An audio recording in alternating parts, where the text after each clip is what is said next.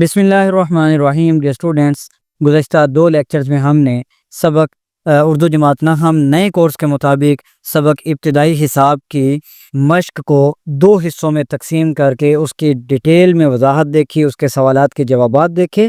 آج کے اس لیکچر میں ہم سبق ابتدائی حساب کا خلاصہ سمجھنے کی کوشش کریں گے، تو آئیے بلا تاخیر لیکچر کا باقاعدہ آغاز کرتے ہیں۔ ڈیئر اسٹوڈنٹس، گزشتہ تمام اسباق کی طرح اس سبق کا خلاصہ بھی ہیڈنگز کی شکل میں یہاں پر پیش کیا گیا ہے۔ آپ نے ہیڈنگز نہیں بنانے، صرف آپ نے ان پیراگراف کو فوکس کرنا ہے، پیراگراف کو لکھنا ہے۔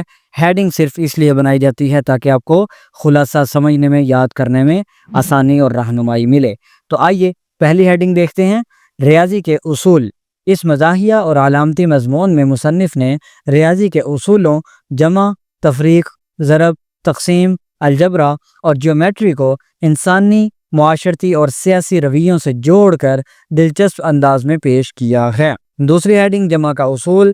جمع کے اصول پر بات کرتے ہوئے بتایا گیا ہے کہ مہنگائی کے دور میں کچھ بھی جمع کرنا مشکل ہو گیا ہے۔ عام آدمی کا حساب کتاب انکم ٹیکس، رشوت اور زبانی جمع خرچ کے ارد گرد گھومتا ہے۔ یہ قاعدہ خیالی اور فرضی باتیں کر کے معاشی مسائل حل کرنے کے کام آتا ہے اور اس کے استعمال میں ہمارے سیاستدان بہت ماہر ہیں۔ اگلی ہیڈنگ دیکھیں، تفریق کا اصول۔ تفریق کے ذریعے معاشرے میں فرقہ واریت، قوم پرستی اور مذہبی اختلافات پیدا کیے جاتے ہیں۔ اصل انسانیت تفریق کی نظر ہو جاتی ہے۔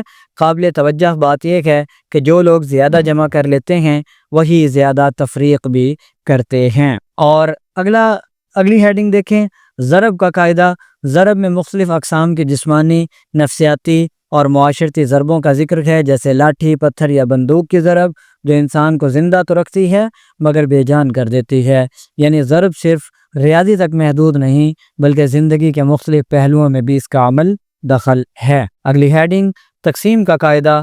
تقسیم کے قاعدے سے دولت، اختیارات اور وسائل چند ہاتھوں میں بانٹ لیے جاتے ہیں، جبکہ حقوق و فرائض کے غیر منصفانہ تقسیم معاشرتی ناہمواری پیدا کرتی ہے۔ الجبرا کا اصول۔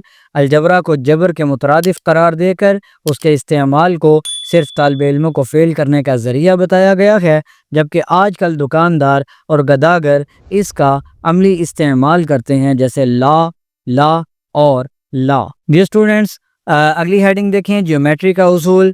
جیومیٹری کو لکیروں کا کھیل قرار دے کر بتایا گیا ہے کہ اصول برسوں سے جوں کے توں چلے آ رہے ہیں، جیسے زاویہ قائمہ ہمیشہ 90 درجے کا ہی ہوتا ہے اور مثلث کے اندرونی زاویوں کا مجموعہ آج تک نہیں بڑھ سکا۔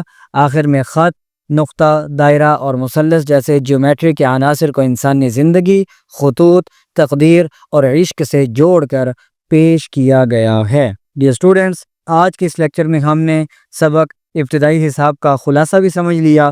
اگلے لیکچر میں انشاءاللہ ہم باقی اسباق کی طرف بڑھیں گے۔ تب تک کے لیے اپنا بہت سارا خیال رکھیے گا۔ اجازت دیجیے، اللہ حافظ۔